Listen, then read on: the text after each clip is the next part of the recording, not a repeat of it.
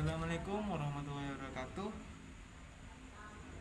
Saya di sini untuk menjelaskan tugas dari Pak Fikri Farihir tentang kelompok aliran dan sekte dalam sejarah umat Islam. Pada bab ini, saya akan membahas mengenai kelompok aliran dan sekte yang pernah ada dalam sejarah umat Islam, serta yang masih bertahan hingga kini. Untuk mengetahui sejarah dan ajaran kelompok hingga penjelasan ini jelas.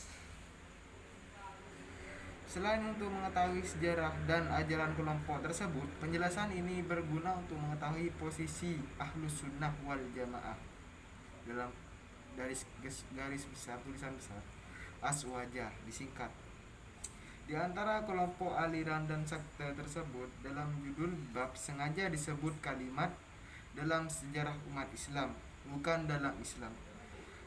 Karena untuk menghindari pro kontra bahwa di sebagian kelompok aliran dan sekte tersebut ada yang dinilai menyimpang atau sesat, atau bisa juga disebut telah keluar dari ajaran Islam. Kelompok aliran dan sekte yang akan dikaji adalah kelompok yang telah muncul dan berkembang sejak lama, yaitu Ahlus Sunnah wal Jamaah. Ahlus Sunnah wal Jamaah, pengertian Ahlus Sunnah wal Jamaah adalah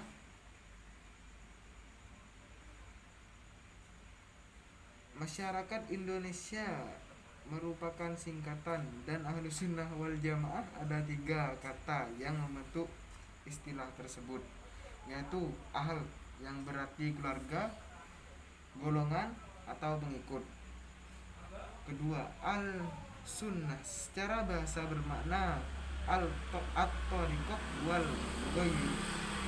Yang ketiga, al jamaah berasal dari kata jamaah yang artinya mengumpulkan sesuatu dengan mendekatkan sebagian ke sebagian yang lain.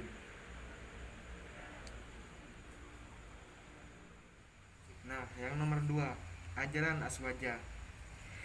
Islam adalah agama Allah Subhanahu wa taala yang diturunkan untuk manusia. Di dalamnya terdapat pedoman dan aturan demi kebahagiaan keselamatan di dunia dan akhirat.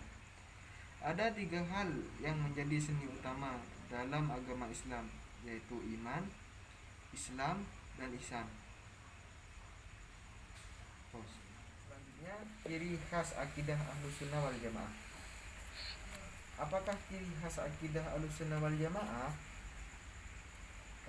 Jawabannya adalah antara lain Ahlus Sunnah wal Jamaah meyakini bahwa Allah itu ada tanpa arah, tanpa tempat. Hal ini diantara yang lain terdapat sekian banyak dalil, baik dari Al-Quran, hadis, dan dalil-dalil akli yang menunjukkan bahwa Allah itu ada tanpa arah dan tanpa tempat.